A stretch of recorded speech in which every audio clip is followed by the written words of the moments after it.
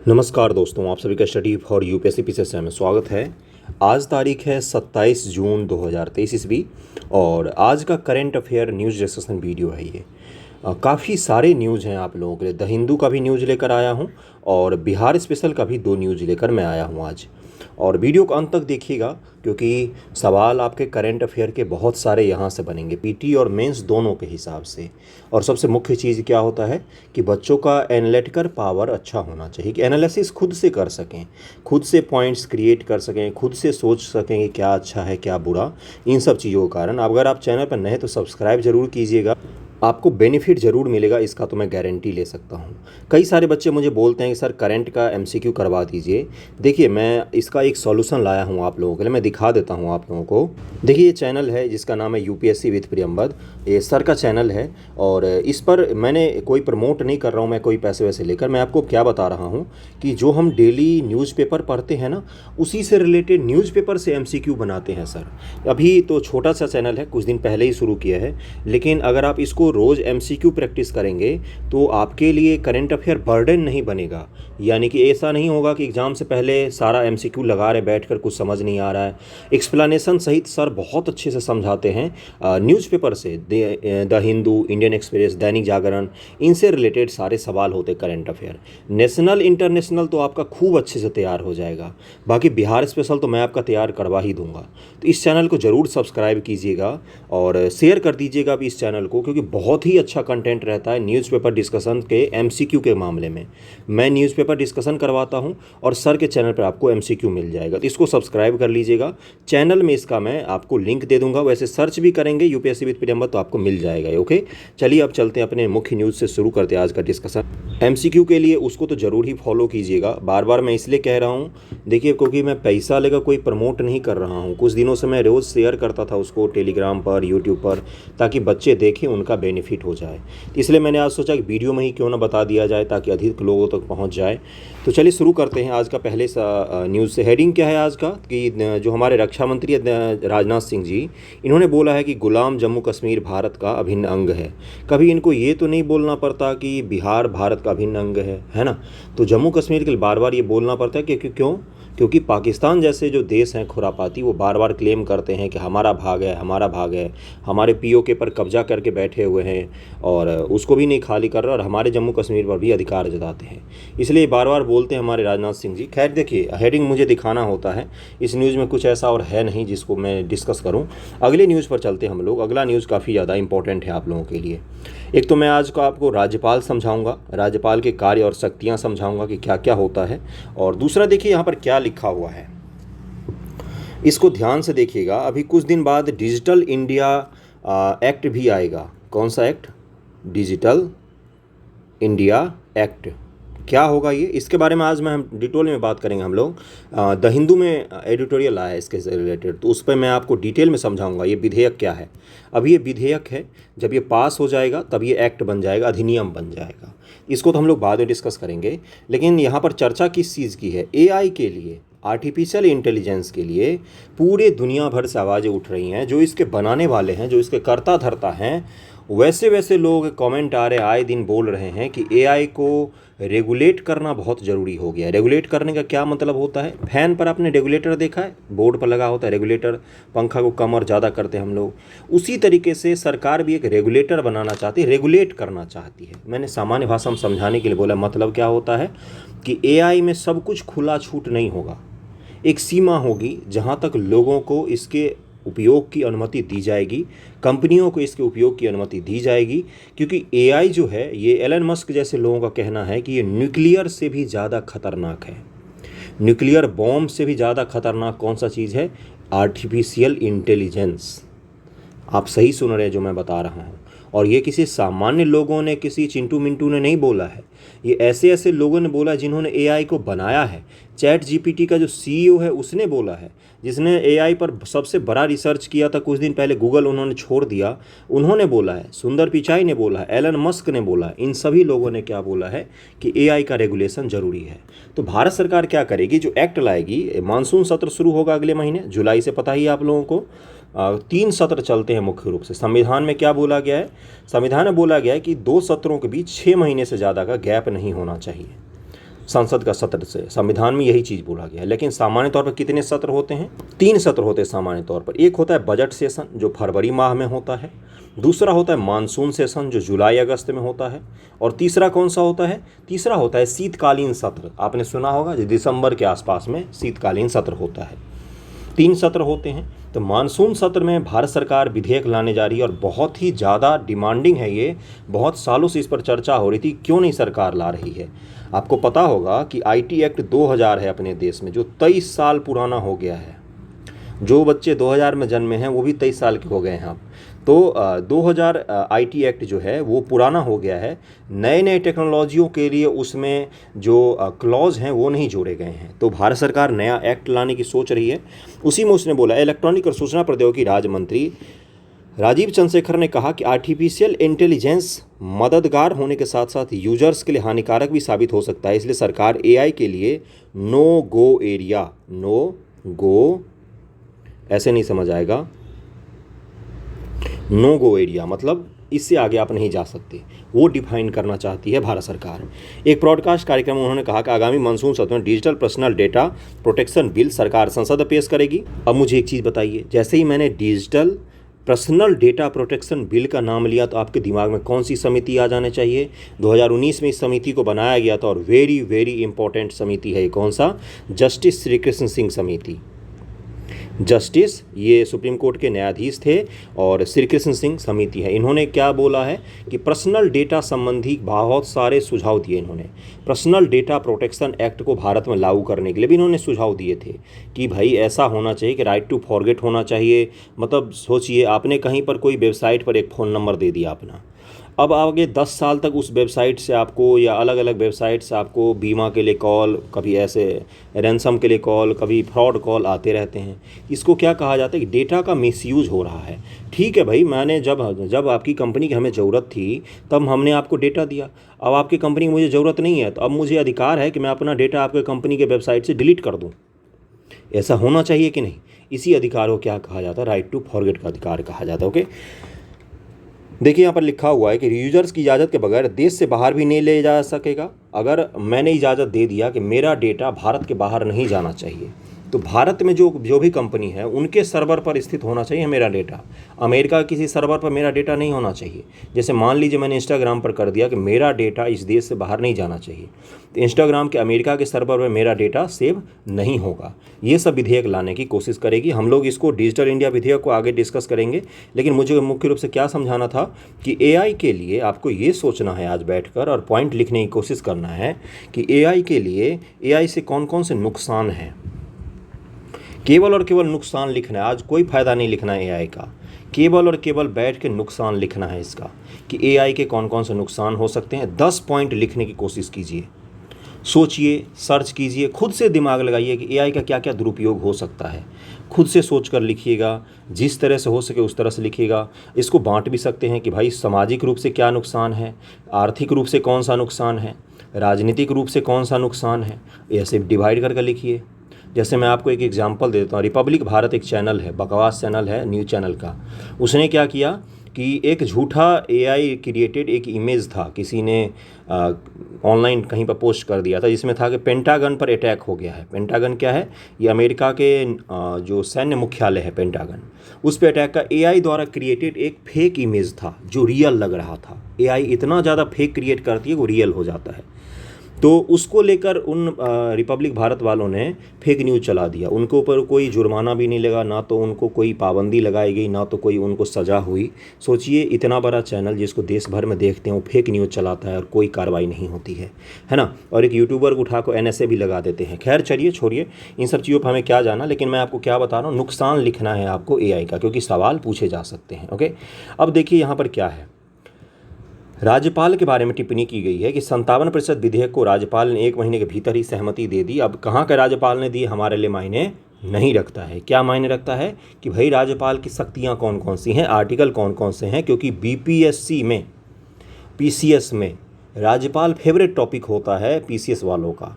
हर 2-3 साल पर घुमा फिरा के एक आध क्वेश्चन राज्यपाल पर पूछ लिया जाता है, स्पेसिफिक राज्य के अकॉर्डिंग भी पूछा जाता है। तो मैं राज्यपाल के बारे में आपको थोड़ा सा बता देता हूँ। देखिए क्या लिखा हुआ है यहाँ पर कि भारतीय संविधान के अनुच्छेद 153 के तहत प्रत्येक राज्य के लिए एक राज्यपाल का प्रावधान किया गया है।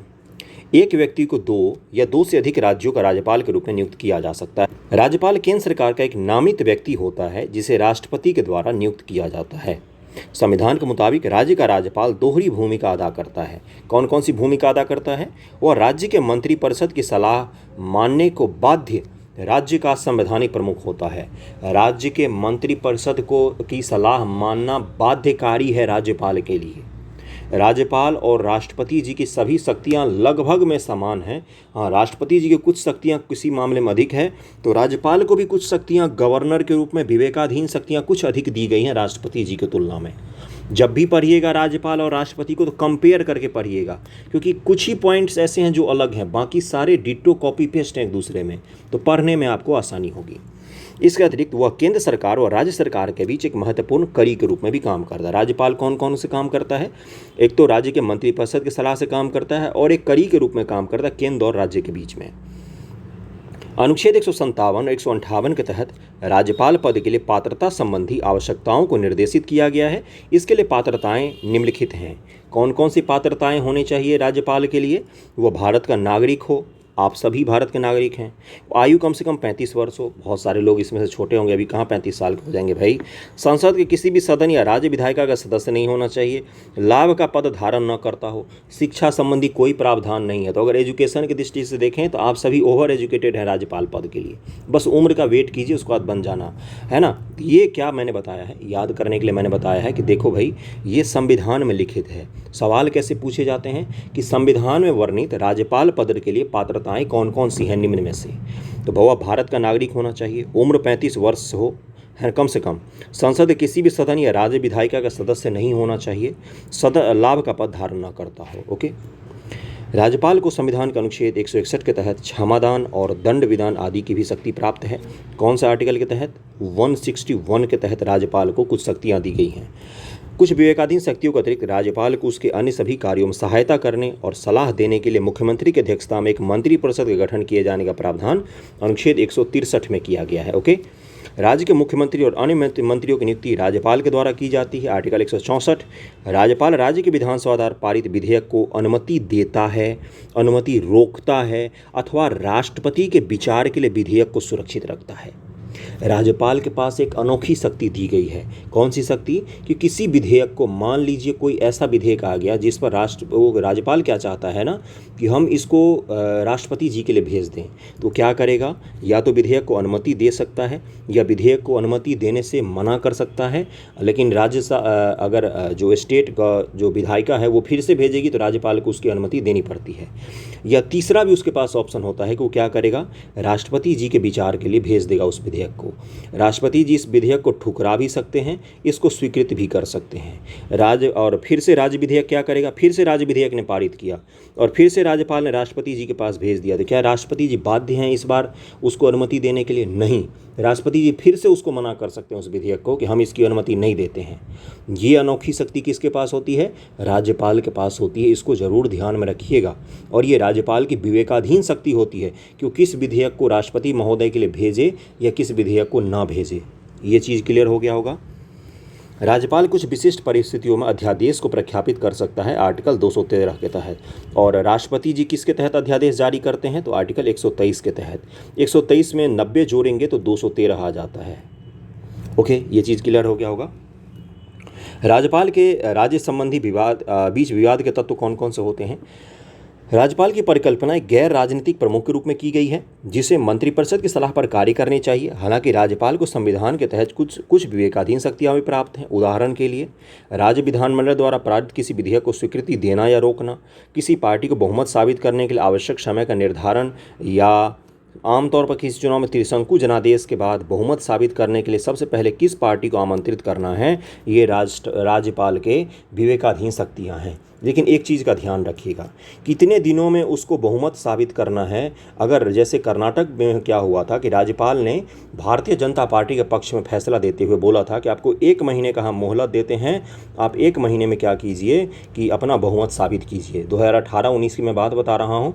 लेकिन वहाँ पर सुप्रीम कोर्ट ने क्या किया, उसका पुनरावलोकन किया, न्यायिक समीक्षा किया और क्या बोला सुप्रीम कोर्ट ने कि भाई साहब 1 महीने का समय मत दो, 4 दिन का हम समय देते हैं, 4 दिन में बहुमत साबित करो। यानी कि राज्यपाल के कुछ फैसले जो विवेकाधीन हैं वो सुप्रीम कोर्ट के तहत न्यायिक समीक्षा के अंदर आते हैं। सुप्रीम कोर्ट चाहे तो राज्यपाल के कुछ फैसलों का न्यायिक समीक्षा कर सकती है। इस चीज़ का आप ध्यान रखेंगे। ओके, राज्यपाल और राज्य के बीच मतभेद होने पर सार्वजनिक रूप से इसकी भूमिका के बारे में कुछ भी स्पष्ट प्रावधान नहीं है। इसके कारण भी विवाद होते हैं।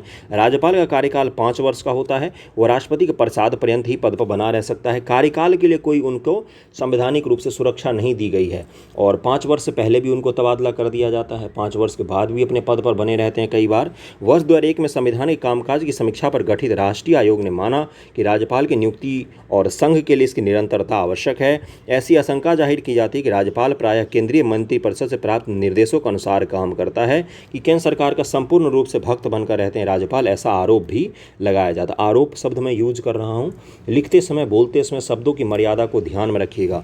अगला क्या है, राज्यपाल कितने समय तक किसी विधेयक पर अपनी स्वीकृति रोक सकता है, इसकी कोई सीमा निर्धारित नहीं है। कुछ समय पहले ही एक एन रवि हैं शायद, देखिएगा तमिलनाडु का राज्यपाल कौन है, तो उन पर ये आरोप लगा, तमिलनाडु की गवर्नमेंट और वहाँ के जो राज्यपाल हैं एन रवि हैं, उनके बीच में काफ़ी ज़्यादा विवाद हुआ। किस चीज़ को लेकर विवाद हुआ भाई, तो वहाँ के जो राज्यपाल हैं वो विधेयक पर अपनी अनुमति देते ही नहीं थे। राज्य विधानसभा विधेयक पारित करती थी, राज्यपाल महोदय विधेयक पारित ही नहीं करते थे, उसको अनुमति ही नहीं देते थे, रोक कर रख लेते थे। तो इसके कारण भी बहुत ज़्यादा ये चर्चा में रहा है राज्यपाल पद, इसलिए इसको ध्यान में रखिएगा। ओके, राज्यपाल केंद्र सरकार को एक रिपोर्ट भेजता है जो अनुच्छेद 356 राष्ट्रपति शासन को लागू करने के लिए राष्ट्रपति को केंद्रीय मंत्रिपरिषद की सिफारिशों का आधार बनती है। 356 के तहत अगर राज्यपाल ये बोल देता है कि राज्य का शासन संविधानों के अनुसार नहीं चल रहा है, तो भारत सरकार क्या कर सकती है, वहाँ पर राष्ट्रपति शासन लगा सकती है। ओके, राज्यपाल द्वारा निभाई गई कथित पक्षपात भूमिका से संबंधित चिंताओं को दूर करने के लिए किए गए प्रयास, कौन कौन से ऐसे प्रयास किए गए हैं जिसके तहत राज्यपाल की जो पद है उसको थोड़ा सा अच्छा बनाया जाए। वर्ष 2000 में अटल बिहारी वाजपेयी सरकार द्वारा संविधान कामकाज की समीक्षा पर गठित राष्ट्रीय आयोग ने सुझाव दिया कि किसी राज्य के राज्यपाल को उस राज्य के मुख्यमंत्री के परामर्श के बाद राष्ट्रपति द्वारा नियुक्त किया जाए।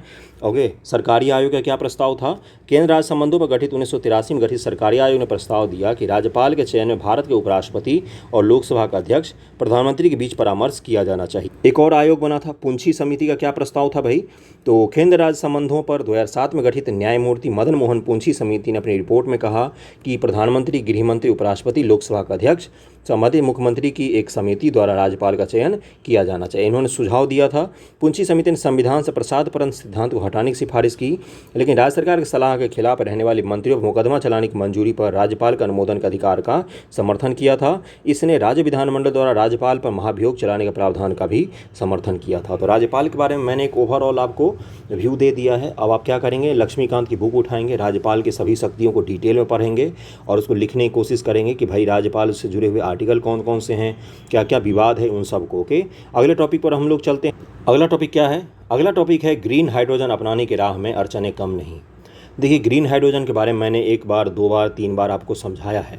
ग्रीन हाइड्रोजन क्या होता है, हाइड्रोजन को भविष्य का फ्यूल कहा जाता था, लेकिन वो भविष्य अब आ गया है। यही तो भविष्य है जिसकी बातें हम 10 साल पहले करते थे, भविष्य का फ्यूल। 2023 में हम लोग हैं। 2023 का आपको पता है आज कितना तारीख है, 27 तारीख।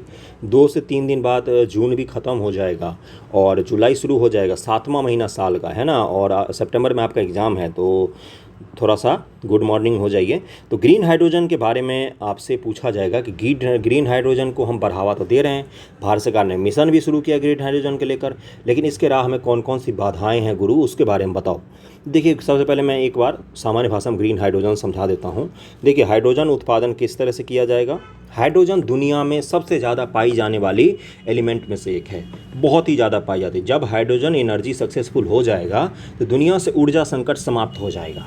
ये चीज़ क्लियर हो गया होगा। चारों तरफ समुद्र जो में जल दिख रहा है उसमें क्या है भाई, H2O है। इसमें से हमें H2 निकालना है। इलेक्ट्रोलाइसिस विधि का उपयोग करते हैं हम। किस विधि का? इलेक्ट्रोलाइसिस। इलेक्ट्रोलाइसिस विधि का उपयोग करने के लिए हमें क्या चाहिए? इलेक्ट्रिसिटी चाहिए। ये इलेक्ट्रिसिटी कहाँ से आना चाहिए? ये आना चाहिए नवीकरणीय ऊर्जा के स्रोत, जैसे सोलर, विंड, ऐसे स्रोत जो पॉल्यूशन नहीं फैलाते हों। ऐसे स्रोत से हम इलेक्ट्रिसिटी लेंगे। इलेक्ट्रिसिटी लेकर हम इलेक्ट्रोलाइसिस की विधि करेंगे। इलेक्ट्रोलाइसिस की विधि द्वारा हम H2 का उत्पादन करेंगे, हाइड्रोजन का उत्पादन करेंगे। इस पूरे चेन में आपको कहीं पर भी कुछ भी पॉल्यूशन दिखाई दिया? नहीं। इसी को क्या कहा जाता है? 100% ग्रीन एनर्जी। 100% green energy. और हाइड्रोजन से चलित ट्रेन भी चलाया गया था कुछ समय पहले, जर्मनी या फ्रांस वगैरह में देखना कहीं पर चलाया गया था। और हाइड्रोजन ईंधन को जलाने पर क्या प्राप्त होगा? तो H2O प्राप्त होता है, जल की प्राप्ति होती है, शीतल जल। मतलब कि इस पूरे प्रोसेस में कहीं पर भी कुछ भी पॉल्यूशन नहीं होगा। तो इस चीज़ का ध्यान, इसको ग्रीन हाइड्रोजन कहा जाता है। अब इसको अपनाने में कौन कौन से कठिनाइयाँ आ रही है इसके बारे में देख लेते हैं हम लोग। कठिनाइयों को नोट डाउन करना शुरू कीजिए। पहला, देश में ग्रीन हाइड्रोजन अपनाने की राह बहुत आसान नज़र नहीं आ रही। पहला, एक ग्रीन हाइड्रोजन को लेकर तकनीकी स्तर अभी बहुत ज़्यादा प्रगति नहीं हुई है। पहली, तकनीकी रूप से सक्षमता नहीं है। दूसरा, वहीं इसकी लागत अभी ईंधन के दूसरे विकल्प के मुकाबले 6 गुना ज़्यादा है, लागत अधिक। अब बताओ, ग्रीन बना लोगे हाइड्रोजन, लेकिन उसको बेचोगे तुम 500 रुपये किलो, तो कौन खरीदने जाएगा? किसी को भी पर्यावरण से उतना मोह नहीं है जितना पैसा से होता है। सच्चाई तो यही होता है।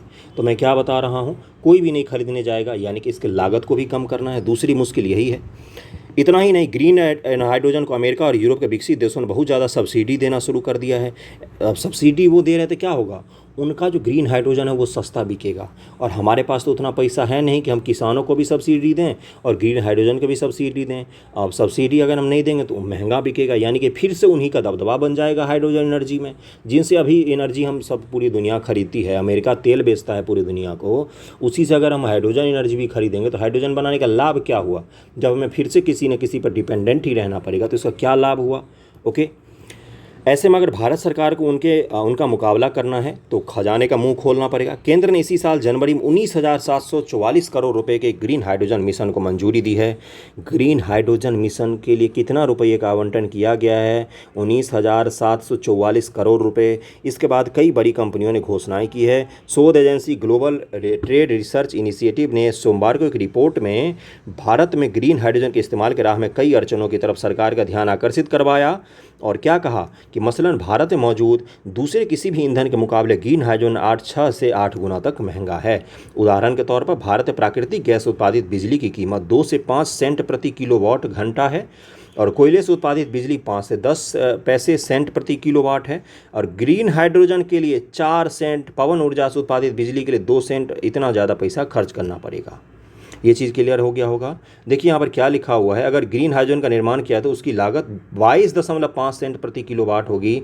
यह इसलिए है क्योंकि ग्रीन हाइड्रोजन इलेक्ट्रोलाइजर्स, ट्रांसपोर्टेशन और स्टोरेज का लागत दूसरे अन्य विकल्पों के मुकाबले ज़्यादा है। ग्रीन हाइड्रोजन या हाइड्रोजन एनर्जी को अपनाने में एक और बड़ी बाधा है। हाइड्रोजन जो होता है ये बहुत ही अधिक ज्वलनशील होता है। तो अभी जो गाड़ियों में आग लगती है तो बस आग लगती है, बाकी अगर हाइड्रोजन का अगर सही से इस्तेमाल नहीं किया गया, सेफ्टी नहीं अपनाए गए तो सारी गाड़ियां क्या हो जाएंगी? चलती फिरती बॉम्ब होगी जो कहीं पर भी फटेगी और सैकड़ों लोगों को लेकर डूब जाएगी। क्योंकि हाइड्रोजन बहुत ही अधिक ज्वलनशील होता है, हद से ज़्यादा ज्वलनशील। बचपन में याद कीजिए, बिहार पे जो बोर्ड है उसके बोर्ड का किताब को आपने पढ़ा होगा, तो उसमें लिखा होता था कि हाइड्रोजन जो जलती है तो बहुत तेज़ आवाज़ करके जलती है। तो यही एक सबसे बड़ा डिमेरिट है हाइड्रोजन एनर्जी के साथ कि उसको बहुत ही सेफ्टी के साथ उपयोग किया जाना चाहिए। ओके, देखिए अगला पॉइंट और क्या लिखा हुआ है यहाँ पर कि भारत के सामने अड़चनें कौन से हैं। ग्रीन हाइड्रोजन बनाने के लिए पवन और सौर ऊर्जा से बनी बिजली को बक्सनुमा इलेक्ट्रोलाइजर से गुजरना होता है। इसी बक्स में गर्म पेयजल होता है जहाँ मॉलिक्यूल्स हाइड्रोजन और ऑक्सीजन का अलग अलग करते हैं। जहाँ मॉलिक्यूल्स क्या करते हैं, हाइड्रोजन और ऑक्सीजन को H2O में से अलग करेंगे ना, ऑक्सीजन जब अलग हो जाएगा तो H2 बचेगा। यही तो है हाइड्रोजन एनर्जी ना, H2। ओके, अगला क्या लिखा है कि कुल उत्पादन का 70% तक हाइड्रोजन इस्तेमाल होने से पहले नष्ट हो जाता है। ये भी आप लिखेंगे। जैसे सोचिए कि हमने 1 किलो हाइड्रोजन उत्पादन करने के लिए गए और उसमें से हमें मिला कितना, तो 300 ग्राम मिला, बाकी 700 ग्राम क्या हो गया, नष्ट हो गया। तो इसी को क्या कहा है, तो ये भी एक बहुत बड़ा डिमेरिट है।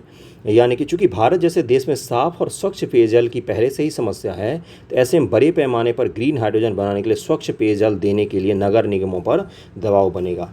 पानी की किल्लत दुनिया में पहले से ही है, और अगर हाइड्रोजन बनाने के लिए भी ये पानी उठा कर ले जाओगे तो हम पियेंगे क्या, है ना। अगली चुनौती देखिए क्या है। दूसरी बड़ी चुनौती विकसित देशों की तरफ से आएगी, जहां वो ग्रीन हाइड्रोजन के उत्पादन के लिए बहुत ज़्यादा सब्सिडी दे रहे हैं। ये तो मैं बता चुका हूं। यूरोपीय संघ ने वर्ष 2030 तक $350 अरब सब्सिडी का ऐलान किया है। अमेरिका $3 प्रति किलो की सब्सिडी का ऐलान कर चुका है। तो ग्रीन हाइड्रोजन देखिए अच्छा है, बहुत ही अच्छा है, मानव प्रजाति के लिए बहुत ही अच्छा होगा, पर्यावरण के लिए बहुत ही अच्छा होगा, लेकिन राहें इतनी आसान नहीं होती हैं। अच्छी चीज़ों को हासिल करने के लिए, कुछ मुकाम हासिल करने के लिए मेहनत खूब करना पड़ता है। ये पग पग पर आपको सीख मिलेगा। सिर्फ सपने देखने से सपने पूरे नहीं होते हैं। अगले टॉपिक पर चलते हैं हम लोग। अगला टॉपिक आपको लोगों के लिए काफ़ी ज़्यादा इम्पोर्टेंट है। क्या है देखिए यहाँ पर, ये एरोमा पार्क है, देश का पहला एरोमा पार्क है। इसके बारे में मुझे बताना था आप लोगों को। उत्तराखंड में सौगंध खेती को बढ़ावा देने के साथ ही एरोमा क्षेत्र की इकाइयों को प्रोत्साहित करने की दिशा में सरकार अब तेजी से कदम उठा रही है। इसी क्रम उधम सिंह नगर जिले के काशीपुर स्थित सिडकुल में शीघ्र ही देश का पहला एरोमा पार्क आकार लेने जा रहा है। प्रधानमंत्री मोदी ने दिसंबर 2021 में इसका शिलान्यास किया था। प्रधानमंत्री मोदी जी ने इसका शिलान्यास किया था, इसलिए ये इम्पोर्टेंट है। यहाँ पर कौन कौन सी चीज़ें होंगी देखिए, यहाँ पर लिखा हुआ है परफ्यूमरी कॉस्मेटिक फ्लेवर्स की 55 इकाइयाँ स्थापित होगी एरोमा पार्क में। 1000 से अधिक को सीधे मिलेगा रोजगार, परोक्ष रूप से 5000 को मिलेगा। क्या है, नेचर से जुड़ी हुई चीज़ों को लेकर हम लोग क्या करेंगे, अलग अलग प्रोडक्ट्स का निर्माण करेंगे। इसी को एरोमा पार्क की संज्ञा दी जा रही है। कहाँ पर बनाया जा रहा है, उत्तराखंड में। देखिए यहाँ पर क्या लिखा हुआ है कि मंगलवार को पुष्कर सिंह धामी ने बोला कि भाई हम ये इसको बना रहे हैं, भूमि उमी आवंटित कर दिया हमने और बहुत जल्दी ये बन जाएगा। और इससे क्या बेनिफिट होगा, अब यहाँ पर पढ़िएगा। देखिए क्या लिखा हुआ है। सौगंध खेती का मतलब क्या होता है, सुगंधित चीज़ों की खेती करना। बदलती परिस्थितियों में कृषि के समक्ष खड़ी चुनौती और किसानों की आय को दोगुना करने के दृष्टिगत सरकार राज्य में सौगंध खेती पर जोर दे रही है। लेमन ग्रास, तेजपात, तिमूर, डेमास्क, गुलाब समेत अन्य सौगंध फसलें ऐसी हैं जिनके लिए पानी की अधिकता नहीं चाहिए। वन्यजीव भी इन्हें क्षति नहीं पहुंचाते। यही नहीं, आसवन कर फसल को सौगंध तेल के रूप में बदल कर ले जाने में परिवहन में आसानी रहने के साथ ही दाम भी बेहतर मिलते हैं। इससे क्या होगा, किसानों की आय अच्छी हो सकेगी। अब आप क्या करेंगे, इस एग्जाम्पल को यूज करेंगे कि बिहार सरकार को ऐसी चीज़ों को बढ़ावा देना चाहिए जिससे क्या होगा, किसानों की आय बढ़ेगी और पारंपरिक गेहूं, चावल, गन्ना, तेल, दलहन से निकलकर कुछ अलग चीज़ों की भी खेती की जा सकती है इसी मिट्टी पर। इसके लिए प्रोत्साहित करना चाहिए किसानों को। कम मेहनत में उनको अधिक फसल मिल सकता है, अधिक आय मिल सकती है। तो इसलिए मुझे ये बताना था। एक तो बताना था कि पहला एरोमा पार्क कहाँ पर बनाया जाए। एरोमा का मतलब नहीं समझ पा रहे हैं बहुत सारे लोग। ऐसी चीज़ें जो सुगंधित होती है उनको उत्पादित करने, बाजार में बेचना, बस बात ख़त्म, इतना ही समझना है। ओके, मुझे इसको इसलिए बताना था कि आप इसको अपने एग्रीकल्चर वाले आंसर में यूज़ करेंगे कि सरकार को इसको और भी ज़्यादा बिहार में भी बढ़ावा देना चाहिए, जिससे क्या होगा, जिससे वहाँ के किसानों को अधिक आय की प्राप्ति हो सकेगी। प्रधानमंत्री जी ने इसका उद्घाटन किया था, इसलिए भी इसको ध्यान में रखिएगा आप लोगों के। क्या होगा, एक इंडस्ट्रियल एरिया होगा जहाँ पर ढेर सारे उत्पादित चीज़ें आएंगी और उसको हम लोग तेल में बदलकर, अलग अलग चीज़ों में बदलकर पूरी दुनिया भर में बेचेंगे। अगले टॉपिक पर चलते हैं हम लोग। अगला टॉपिक क्या है, 4 धाम यात्रा अप्रैल से शुरू हुआ है। 149 लोगों की मृत्यु हो चुकी है ना, अलग अलग चीज़ों के कारण, एक्सीडेंट के कारण या अलग अलग दुर्घटनाओं में 149 लोगों की मृत्यु हो चुकी है। 4 धाम तो पता ही होगा आप लोगों को। और मैं आज आपको क्या बताने वाला हूँ, भारत सरकार 4 धाम परियोजना चला रही है, जिसको लेकर आए दिन सुप्रीम कोर्ट में और इन्वायरमेंट के जो स्पेशलिस्ट हैं या एक्टिविस्ट हैं वो लोग रिट डालते रहते हैं, प्रदर्शन करते रहते हैं। उत्तराखंड के लोकल्स जो हैं वो भी प्रदर्शन करते रहते हैं कि चार धाम यात्रा को मत, चार धाम परिवहन जो परियोजना है उसको मत चलाइए, इससे नुकसान होगा, पर्यावरण का नुकसान होगा। लेकिन भारत सरकार बोल रही है कि इससे इकोनॉमिक रूप से बेनिफिट होगा और एक बार जब पहुंच प्रदान हो जाएगी तो हम फिर पर्यावरण को भी बाद में सही कर लेंगे। तो इसको समझ लेते हैं हम लोग, चार धाम परियोजना क्या है, क्योंकि ये न्यूज़ बहुत ज़्यादा चर्चा में है। पहले इस मैप को थोड़ा सा ध्यान से देखिएगा, कौन कौन सी जगह है। देखिए मध्य बद्रीनाथ है, यहाँ पर गौरीकुंड है, केदारनाथ है, ये गंगोत्री है और ये यमुनोत्री है। यही चारों क्या कहलाते हैं, उत्तराखंड के चार धाम कहलाते हैं। एक और चार धाम है जो भारत में अलग अलग हैं, चार जो हमारे मठ हैं उनको जोड़ने वाले भी चार धाम, कई लोग उसको भी कहते हैं। मुख्य रूप से चार धाम जो उत्तराखंड में स्थित है वो यही है, गंगोत्री, यमुनोत्री और केदारनाथ, बद्रीनाथ। इसको क्या कहा जाता है, चार धाम कहा जाता है। इसी की यात्रा पर बहुत सारे लोग हर साल यात्रा करते हैं और जाते हैं यात्रा में, और बहुत सारी कठिनाइयाँ आती हैं यात्रा को लेकर। तो देखिए ये देखेंगे, एक चीज़ ध्यान से दिखाता हूँ। माना, ये जो माना दिख रहा है आपको, माना ला आपने सुना होगा, माना ला ये क्या है, ये पास है, भारत और चीन को जोड़ता है, मतलब तिब्बत को जोड़ता है। ये कहाँ है, ये बद्रीनाथ के पास में है और भारत का सबसे अंतिम विलेज भी है उत्तराखंड में, माना विलेज। ठीक है ना, यूट्यूब पर वगैरह सर्च करेंगे, बहुत खूबसूरत है, उसमें क्यों जाना। मैं आपको ये बता रहा हूँ कि चार धाम परियोजना न सिर्फ आर्थिक बल्कि सामरिक, चीन सीमा तक हमारे पहुंच को आसान बनाती है। चार धाम परियोजना हमारी सेना के लिए इम्पोर्टेंट है, चार धाम परियोजना हमारे लोगों के लिए भी इम्पोर्टेंट है, आर्थिक दृष्टिकोण से भी अच्छा है। लेकिन हमें इसको बनाने के लिए पर्यावरण को बलि देनी पड़ रही है। बहुत सारे पर्यावरण को नुकसान पहुंच रहा है, पेड़ काटे जा रहे हैं, पहाड़ों को नुकसान पहुंच रहा है, पहाड़ों पर भूस्खलन की संख्या बढ़ जाएगी, वहाँ के लोग जो हैं उनके घरों में दरार आ रही हैं। आपने कुछ दिन पहले जोशीमठ के बारे में भी सुना होगा। ये सब दुष्परिणाम निकल कर आ रहे हैं एक परियोजना के। लेकिन भारत सरकार कह रही है कि हम अभी विकासशील देश हैं, हमें इकोनॉमी के ऊपर, पर्यावरण के ऊपर, हमें इकोनॉमी पर ज़्यादा फोकस करना है, पर्यावरण के ऊपर इकोनॉमी को ज़्यादा वरीयता देनी है। जब एक बार हम चार धाम बना लेंगे तो हम फिर पर्यावरण को भी सही कर देंगे। दोनों अपनी अपनी जगह सही है। हमें क्या करना है, हमें किसी से मतलब नहीं, हमें चार धाम परियोजना पढ़ लेना है, पूछेगा तो हमें लिख कर आ जाना है। ओके, देखिए क्या लिखा हुआ है। चार धाम परियोजना का उद्देश्य हिमालय में चार धाम तीर्थस्थल बद्रीनाथ, केदारनाथ, गंगोत्री, यमुनोत्री के लिए कनेक्टिविटी में सुधार करना, जिससे इन केंद्रों के यात्रा सुरक्षित, तीव्र और अधिक सुविधाजनक हो सके। यह परियोजना तीर्थ स्थलों और कैलाश मानसरोवर यात्रा मार्ग, राष्ट्रीय राजमार्ग 125 के टनकपुर पिथौरागढ़ खंड को जोड़ने वाले लगभग 900 किलोमीटर के राजमार्ग को चौड़ा करेगी। 900 किलोमीटर का राजमार्ग NH उत्तराखंड जैसे हिली स्टेट में, समझ रहे हैं ना आप कितना ज़्यादा है बड़ा प्रोजेक्ट ये। राष्ट्रीय सुरक्षा में भी इसकी भूमिका है, अभी मैंने बताया आपको, बहुत सारे सेना के काम भी आएगा। और मेरठ के सैन्य शिविर को कहाँ से जोड़ती है, भारत चीन के देहरादून और जो चीन का जो सीमा है उससे जोड़ती है। कार्यान्वयन एजेंसी कौन सी है, उत्तराखंड राज्य लोक निर्माण विभाग और BRO बॉर्डर रोड ऑर्गेनाइजेशन इसको बना रही है और NHAI भी इसमें शामिल है। राष्ट्रीय राजमार्ग और बुनियादी अवसंरचना विकास निगम लिमिटेड सड़क परिवहन और राजमार्ग मंत्री के पूर्व स्वामित्व वाली कंपनी है। परियोजना के विषय में पर्यावरण से जुड़ी चिंताएं क्या है, यह परियोजना 55,000 पेड़ों के साथ लगभग 690 हेक्टेयर वनों को नष्ट करती है और अनुमानित 20 मिलियन क्यूबिक मीटर मिट्टी को प्रभावित करती है। सड़कों के विस्तार, पेड़ों की निर्मम कटाई या वनस्पति को उखाड़ना जैव विविधता और क्षेत्रीय परिस्थिति के लिए भी खतरनाक साबित हो सकता है। कालीज तीतर, लोफुर, ल्यूकोमोस अनुसूची वन और ये बहुत सारे प्रजातियां हैं जो यहाँ पर पाई जाती हैं जिनको नुकसान पहुँचेगा। यद्यपि चारधाम परियोजना और हाल ही में चमोली की ग्लेशियर त्रासदी, याद है 2021 में चमोली में क्या हुआ था, एक फ्लैश फ्लड आ गया था। एक ग्लेशियर अचानक से पिघल कर, वो भी अप्रैल महीने में जब ठंडा रहता है वहाँ पर, तो वैसे समय में ग्लेशियर पिघल कर अचानक से फ्लैश फ्लड आ गया था और बहुत सारे लोगों की मृत्यु हो गई थी। आपने सुना होगा कि बद्रीनाथ के समीप में हादसा हो गया है, के बीच कोई संबंध नहीं है, किंतु सड़क निर्माण के दौरान अंधाधुंध विस्फोट से मिट्टी और चट्टान में दरारें आ रही हैं। भविष्य में अचानक बाढ़ की संख्या बढ़ सकती है, फ्लैश फ्लड की संख्या बढ़ सकती है भविष्य में। तो चारधाम परियोजना को ध्यान में रखिएगा। बद्रीनाथ, केदारनाथ, गंगोत्री, यमुनोत्री के जोड़ने के लिए भारत सरकार का एक कार्यक्रम है। ये सामरिक और आर्थिक दोनों दृष्टिकोण से हमारे लिए अच्छा है। अगले टॉपिक पर हम लोग चलते हैं। इस फोटो को गौर से देखिएगा, क्या है कि NDRF के लोग हैं और कहाँ पर हुआ है ये हादसा? NDRF personnel conduct a search operation for a women who went missing after heavy rain triggered flash flood in Himachal Pradesh मंडी।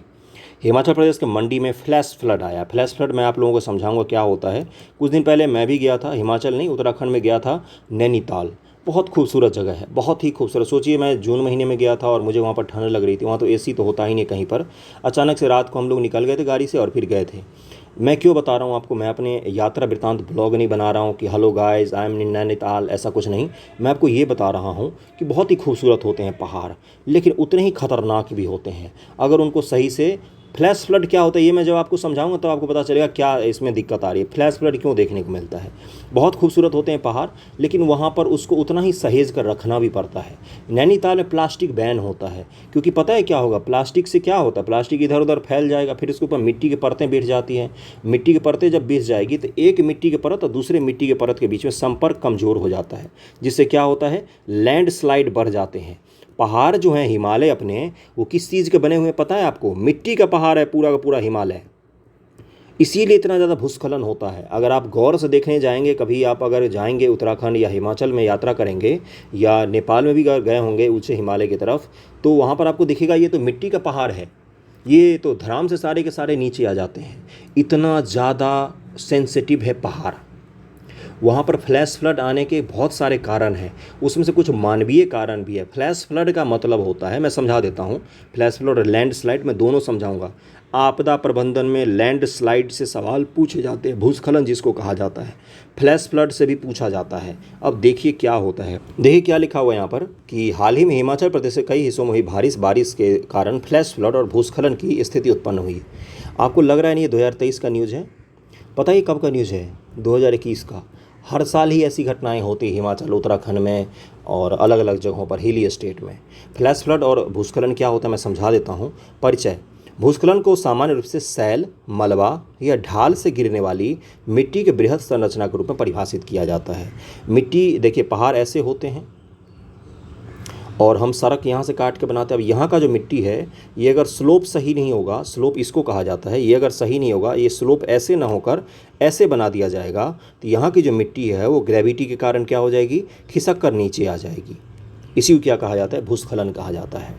अब देखिए पहाड़ में जो पेड़ होते थे परंपरागत, अंग्रेज़ों ने क्या किया, उस सारे पेड़ को काट कर लेकर चले गए, बेच दिया या अलग अलग जगहों पर उपयोग कर लिया। उन्होंने उसकी जगह पर क्या लगा दिया, चीड़ का पेड़ लगा दिया। चीड़ का पेड़ की ये एक सबसे बड़ी खराबी होती है कि तो अगजनी पैदा करती है, और दूसरा क्या होता है, उसकी जो जड़ होती है वो छोटी जड़ होती है। छोटे जड़ होने से क्या होगा, मिट्टी पर उसकी पकड़ कमज़ोर होती है। ये मैं प्राकृतिक कारण बता रहा हूँ जिसमें मानव ने हस्तक्षेप किया, इसके कारण से पहाड़ों में और भी ज़्यादा लैंडस्लाइड की घटनाएं होने लग गई। जो पारंपरिक पहाड़ के पेड़ होते थे उनको हटाकर अंग्रेज़ों ने क्या किया, चीड़ के सारे पेड़ लगा दिए। अब चीड़ के पेड़ की पकड़ मिट्टी पर बहुत ही ज़्यादा कमज़ोर होते हैं। चीड़ के पेड़ की संकल्पना कहाँ, यूरोप में थी, उसको लाकर सारा उत्तराखंड में लगा दिया, हिमाचल में लगा दिया। अब वो लैंडस्लाइड को रोक ही नहीं पाते, वो पेड़ उतने मजबूत होते ही नहीं हैं। वो पेड़ तो स्लिपली होते हैं, उनके पत्ते भी अधिक ज्वलनशील होते हैं, इसलिए आग भी ज़्यादा लगते हैं। तो इसके कारण से क्या होता है, मिट्टी जैसे ही हम सड़क बनाते हैं या कोई भी तेज़ बारिश होती है तो मिट्टी कमज़ोर होकर सारा का सारा नीचे आ जाती है। इसी को क्या कहा जाता है, भूस्खलन की घटना कही जाती है। ओके, देखिए ये स्लोप है, यहाँ से मिट्टी टूटकर ये नीचे गिर आती है। भूस्खलन ढलान संचलन के 5 तरीकों से शामिल है: गिरना, लटकना, फिसलना, फैलना और प्रवाह। ये अलग अलग पैमाने होते हैं। अगला क्या है, कारण: ढलान संचलन तब होता है जब नीचे की ओर मुख्य रूप से गुरुत्वाकर्षण के कारण कार्य करने वाले बल ढलान निर्मित वाले पृथ्वी जनित सामग्री से अधिक शक्तिशाली हो जाते हैं। भूस्खलन 3 प्रमुख कारणों के कारण होता है: भूविज्ञान, भू आकृति विज्ञान और मानव गतिविधि। मानव गतिविधि के कारण बहुत ही ज़्यादा आजकल भूस्खलन होने लग गए हैं, इसका भी ध्यान रखेंगे। क्या है अगला लिखा हुआ है कि देखिए यहाँ पर कि पृथ्वी या चट्टानें कमजोर या खंडित हो सकती हैं, अलग अलग परतों में विभिन्न बल और कठोरता हो सकती है। भूआकृतिक विज्ञान भूमि की संरचना को संदर्भित करता है। उदाहरण के लिए वैसे ढलान जिनकी वनस्पति आग या सूखा की चपेट में आने से नष्ट हो जाती है, भूस्खलन के प्रति अधिक संवेदनशील होते हैं। एक पेड़ काटने से सिर्फ पेड़ का नुकसान नहीं होता है, बल्कि वहाँ की मिट्टी कमज़ोर हो जाती है, वो कभी भी नीचे आ सकती है। इस चीज़ का ध्यान में रखेंगे आप लोग। अब देखिए मैं फ्लैश फ्लड आपको समझाता हूँ। बहुत सारे जगहों पर भूस्खलन आते हैं। जब भी भूस्खलन के मैप बनाएंगे तो आप क्या करेंगे, भारत में दिखाएंगे कि यहाँ हिमाचल, उत्तराखंड और नॉर्थ ईस्ट में भी कुछ भागों में आता है, महाराष्ट्र में भी और केरल में भी भूस्खलन की घटनाएं देखी जाती हैं। ओके, देखिए निवारण क्या हो सकते हैं। भूस्खलन संबंधी क्षेत्रों में सड़क बांध बनाने जैसे निर्माण कार्य या विकास कार्य पर प्रतिबंध होने चाहिए। इन क्षेत्रों में कृष्णा नदी घाटी मध्यम ढाल वाले क्षेत्रों तक सीमित होना चाहिए। इन क्षेत्रों में कृषि इन क्षेत्रों में कृषि नदी घाटी या मध्यम ढाल वाले क्षेत्रों में ही सीमित होने चाहिए। उच्च सुभेद्यता वाले क्षेत्रों में बड़ी बस्तियों के विकास पर नियंत्रण होना चाहिए। जल बहाव को कम करने के लिए विस्तृत स्तर पर वनीकरण को बढ़ावा देना और बांधों का निर्माण करना चाहिए। बांध के निर्माण से भूस्खलन नहीं रुकता है। जितने ज़्यादा पेड़ लगा देंगे, पर्यावरण को छेड़छाड़ नहीं करेंगे ना, उतना ही अच्छा होता है पर्यावरण के लिए। पूर्वोत्तर पहाड़ी राज्यों की झूमिंग कृषि वाले क्षेत्रों में सीढ़ी नुमा खेती बनाकर कृषि की जानी चाहिए। तो झूम कृषि जहाँ पर होता है वहाँ पर भी पेड़ को जला देते हैं, उससे भी भूस्खलन बढ़ जाते हैं। फ्लैश फ्लड क्या होता है? फ्लैश का मतलब होता है अचानक से जब फ्लड आ जाए, जब खूब तीव्र बारिश थोड़ी ही देर में हो जाए। सोचिए आधे घंटे में इतना बारिश हो जाती है जितना पूरे दिन में होना चाहिए था। तो कितना ज़्यादा पानी अचानक से आ जाएगा। और इतना ज़्यादा पानी अचानक से आ गया, और अगर आपका नाला जाम होगा, नाला बंद होगा, आपके तालाब पर पूरा घर बना लेंगे आपकी नदियाँ पूरी की पूरी भरी पड़ी होंगी जिसमें जगह नहीं होगा, गाद जमा होगा, तो उस पानी को जाने के लिए जगह नहीं मिलेगा, तो पानी आपके घर को तोड़कर फिर आगे बढ़ जाएगी। इसी को फ्लैश फ्लड से नुकसान बोलते हैं। फ्लैश फ्लड से नुकसान नहीं होगा अगर हमारे नाले, हमारे तालाब, हमारी नदियाँ बिल्कुल साफ़ और अच्छी होंगी, जिसमें जितना पानी डालो तुरंत वो निकाल कर लेकर चली जाएंगी, तो फ्लैश फ्लड से नुकसान कम हो जाएगा। ये चीज़ समझ में आ गया होगा। देखिए क्या लिखा हुआ है कि यह घटना बारिश के दौरान उसके जलस्तर में हुई अचानक वृद्धि को संदर्भित करती है। यह बहुत ही छोटे स्थानों पर छोटी अवधि में घटित होने वाली घटना है। आमतौर पर वर्षा और फ्लैश फ्लड के बीच 6 घंटे से कम का अंतर होता है। फ्लैश घटना खराब जल निकासी लाइनों, पानी के प्राकृतिक प्रवाह को बाधित करने वाले अतिक्रमण के कारण भयानक हो जाते हैं। अब इसका कारण कुछ भी हो सकता है फ्लैश फ्लड आने का। यह घटना भारी बारिश की वजह से, तेज़ आंधी तूफान, उस घटना में तूफान, वर्षा का पिघलना, बर्फ़ का पिघलना आदि कारणों से हो सकता है। तो फ्लैश फ्लड का भी एक आइडिया लग गया होगा आपको। भूस्खलन भी एक मैंने समझा दिया है आपको। ओके, अब अगले चलते हैं। बिहार संबंधित एक न्यूज़ है, उसको मैं बता दूंगा, फिर आज का वीडियो समाप्त हो जाएगा। देखिए क्या है न्यूज़, देखिए कब का है न्यूज़, अभी हाल फिलहाल का ये है कि हाल ही में बिहार के शिक्षा मंत्री प्रोफेसर चंद्रशेखर की अध्यक्षता में सिमुलतला शिक्षा सोसाइटी की सामान्य सभा की बैठक में राज्य के 11 जिलों में सिमुलतला आवासीय विद्यालय के तर्ज पर नए स्कूल की स्थापना करने का निर्णय लिया गया है। बिहार में 11 जिलों में सिमुलतला विद्यालय के तर्ज पर 11 विद्यालय खोले जाएंगे। साथ ही सिमुलतला आवासीय विद्यालय में नियमित शिक्षकों की नियुक्ति बिहार लोक सेवा आयोग के जरिए कराने का निर्णय लिया गया। सिमुलतला में जो शिक्षक जाएंगे वो कहाँ से जाएंगे? बीपीएससी पास कर जाएंगे। बीपीएससी पास करके तो एवं ही नहीं जाएंगे अगर घोटाला नहीं होता है तो। अब शिक्षक भर्ती में ही पता चला घोटाला हो गया, तब तो कोई माँ बाप ही नहीं है, तब तो आपको वैसे ही शिक्षक मिलेंगे जो बोलेंगे हम अभी डिस्प्रेशन में जी रहे हैं। खैर छोड़िए इन सब चीज़ों पर, अगले बिंदु पर चलते हैं। प्रमुख बिंदु क्या है देखिए, यहाँ पर फैक्ट पर आ जाइए, बोर नहीं हो इसलिए ऐसी बहकी बातें मैं करता हूँ। प्रदेश में 11 जिलों में सिमुलतला आवासीय विद्यालय की तर्ज पर आवासीय विद्यालय आगामी शैक्षणिक सत्र 2024 से संचालित किए जाएंगे, ऐसा बोला है मंत्री साहब ने। मंत्री साहब की बातों का भरोसा तब रहेगा जब उनकी सरकार रही। पता चला 10 दिन बाद उनकी सरकार ही गिर गई तो कौन देखने जाता है। आधिकारिक जानकारी के मुताबिक शिक्षक चयन प्रक्रिया में प्रारंभिक वस्तुनिष्ठ परीक्षा कराई जाएगी। इसके बाद मुख्य परीक्षा गैर वस्तुनिष्ठ सवालों पर आधारित होंगी। इसके बाद ग्रुप डिस्कशन, साक्षात्कार संग डेमो क्लास से चयन किया जाएगा। पहले पीटी, फिर मेंस, फिर ग्रुप डिस्कशन, फिर डेमो क्लास, इंटरव्यू, तब जाके शिक्षक का चयन होगा। सोच लीजिए, अगर सिमुलतला में शिक्षक बनना है तो थोड़ा सा अच्छे से पढ़ाई लिखाई शुरू कर लीजिए। इन नए शिक्षकों की सेवा सिमुलतला शिक्षा सोसाइटी के अधीन होगी। इस सोसाइटी के अधीन चलने वाले सभी विद्यालयों में शिक्षक स्थानांतरित हो सकेंगे। इसके अलावा इस बैठक में सिमुलतला विद्यालय में प्रतिनियुक्ति एवं चयन के लिए 5 सदस्यीय समिति का गठन किया गया है। अब आपसे क्या पूछा जाएगा? आपसे पूछा जाएगा ये बताओ कि बिहार में स्कूल में आप क्या क्या सुधार करना चाहोगे, तो आप वहाँ पर किसका एग्जाम्पल देंगे? सिमुलतला विद्यालय का उदाहरण दे सकते हैं कि हमने बिहार में एक प्रायोगिक सफलता प्राप्त की है सिमुलतला को लेकर, उसको पूरे राज्य में अपनाना चाहिए। 11 जिलों के जितने ज़िले हैं सब में अपनाना चाहिए इसको। सभी बच्चों का अधिकार है अच्छे शिक्षकों से पढ़ने का। सभी स्कूलों में बीपीएससी से टीचर पास करके जाने चाहिए, एवं ही किसी को टीचर नहीं बना देना चाहिए। प्राथमिक एजुकेशन सबसे प्राइम एजुकेशन होता है, वही अगर ख़राब होगा तो बेस ही ख़राब हो जाएगा बच्चे का। हमारे प्राइमरी स्कूल में टीचर होते थे जिससे हमने पढ़ा है, सरकारी स्कूल में सवाल पूछते थे तो मोटे डंडे से मारते थे। तो ऐसे शिक्षक नहीं होने चाहिए, है ना। जानकारी के मुताबिक सिमुल ये सब पढ़ दिया मैंने। इस दौरान सोसाइटी के सामान्य सभा कार्यकारिणी और वगैरह वगैरह ये बता दिया। ये न्यूज़ था आज के लिए सिमुल तला वाला। एक न्यूज़ मैंने बिहार का बता दिया है, इसको ध्यान रखिएगा। इसको आप एग्जाम्पल आंसर राइटिंग में यूज कर सकते हैं। और जो मैंने चैनल बोला है यूपीएससी विद प्रियंवद, उसको ज़रूर सब्सक्राइब कीजिएगा। न्यूज़ एमसीक्यू के लिए बहुत इंपॉर्टेंट है वो। Okay, thank you so much आप सभी का।